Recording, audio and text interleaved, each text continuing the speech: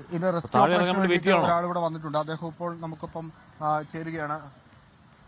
ആ താഴത്തെ കൊമ്പിലേക്ക് ഇറങ്ങിയാൽ മാത്രമേ ഇതിന്റെ റെസ്ക്യൂ ഓപ്പറേഷൻ സാധ്യമാകൂ. റെസ്ക്യൂ ഓപ്പറേഷന് വേണ്ടിയിട്ട് എത്തിയിട്ടുള്ള ആള് നമുക്കൊപ്പം ഉണ്ട്. ചേട്ടാ, ഇത് എന്താണ് ഇപ്പൊ നമുക്കിത് പോസിബിൾ ആണോ? ഇത് ഇല്ല, താഴത്തേക്ക് തന്നെ വരണം. അത് അല്ലെങ്കിൽ ചെറിയ കൊമ്പുകളിലേക്ക് കയറി കഴിയുമ്പോൾ ഊർന്ന് താഴത്തേക്ക് പോരും. തല നോക്ക്. അങ്ങനെയാണെങ്കിൽ മാത്രമേ നമുക്ക് അതിനെ പിടിക്കാൻ പറ്റുള്ളൂ.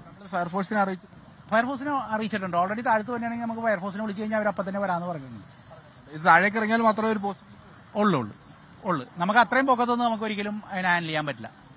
ഇത് ഉച്ചയോടുകൂടി ഇതിന്റെ ഒരു കാലാവസ്ഥയ്ക്ക് ബാധിക്കും. വെയിൽ കൂടിക്കഴിഞ്ഞാൽ ഇത് ഓട്ടോമാറ്റിക് താഴത്തേക്ക് വരും. അങ്ങനെ ഒരു സ്വഭാവമുള്ള. അതെ. അതുപോലെ തന്നെ കാക്ക അറ്റാക്ക് ചെയ്യണ്ടല്ലോ. അപ്പോൾ ഓൾറെഡി താഴത്തേക്ക് വരണം. കുറച്ചുകൂടി വെയിറ്റ് ചെയ്യേണ്ടി വരും. ഞാനിപ്പോൾ 9:15 തൊട്ട് ഞാനിവിടെ ഉണ്ട് ഓൾറെഡി. നമ്മൾ ഇതിനു വേണ്ടി തന്നെ മാത്രം വെയിറ്റ് ചെയ്ത് നിൽക്കണേ.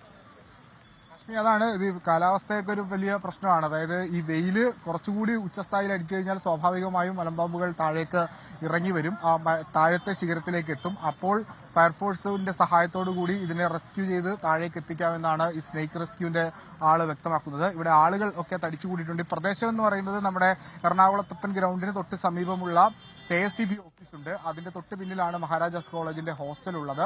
ആ ഹോസ്റ്റലിലെ ഒരു മൂലക്കുള്ള ഒരു ഈ പ്രദേശത്താണ്, മരം നിൽക്കുന്ന പ്രദേശത്താണ് ഈ ഇത്തരത്തിൽ ഈ പാമ്പ് ഇപ്പോൾ വന്നിരിക്കുന്നത്. കഴിഞ്ഞ ദിവസം തന്നെ ഇവിടുത്തെ വിദ്യാർത്ഥികൾ ഇതുമായി ബന്ധപ്പെട്ട് പറഞ്ഞിരുന്നു, ഇവിടെ ഈ മലമ്പാമ്പിനെ കണ്ടിട്ടുണ്ട് എന്ന്. എവിടെ നിന്ന് എത്തിയെന്നുള്ള കാര്യത്തിലൊന്നും വ്യക്തതയില്ല. നഗരപ്രദേശത്താണ്, അതുകൊണ്ട് ഇതിനെ റെസ്ക്യൂ ചെയ്യാനുള്ള നടപടികൾ ഉണ്ടാകും. പക്ഷേ അതിന് പാമ്പ് കൂടി വിചാരിക്കണം എന്നാണ് ഇപ്പോൾ അതിന്റെ റെസ്ക്യൂർ വ്യക്തമാക്കിയിട്ടുള്ളത്. ആശങ്കപ്പെടേണ്ട മറ്റ് ഡേഞ്ചറസ് ആയിട്ടുള്ള സിറ്റുവേഷൻസ് ഒന്നും ഇവിടെ ഇല്ല.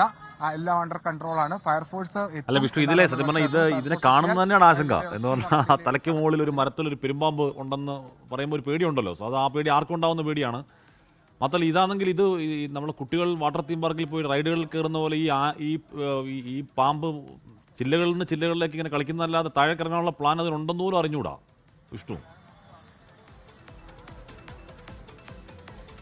താഴേക്കിറങ്ങാനുള്ള സാധ്യത നിലവിലില്ല. കാരണം അത് വളരെ തണൽ ലഭിക്കുന്ന ഒരു പ്രദേശത്താണ് ഇരിക്കുന്നത്. ഇപ്പോൾ ഇവിടുത്തെ സ്നേക്ക് റെസ്ക്യൂറും അതിന്റെ എക്സ്പേർട്സുമായി സംസാരിക്കുമ്പോൾ അവർ വ്യക്തമാക്കുന്നത് ഈ വെയില് അതിന്റെ നേരെ, അതായത് സൂര്യൻ അതിന്റെ നേരെ എത്തുമ്പോൾ അതിൽ കൂടുതൽ ശക്തമായി വെയിലടിക്കുകയും പിന്നീട് അത് താഴത്തെ കൊമ്പിലേക്ക് തണൽ തേടി ഇറങ്ങി വരും.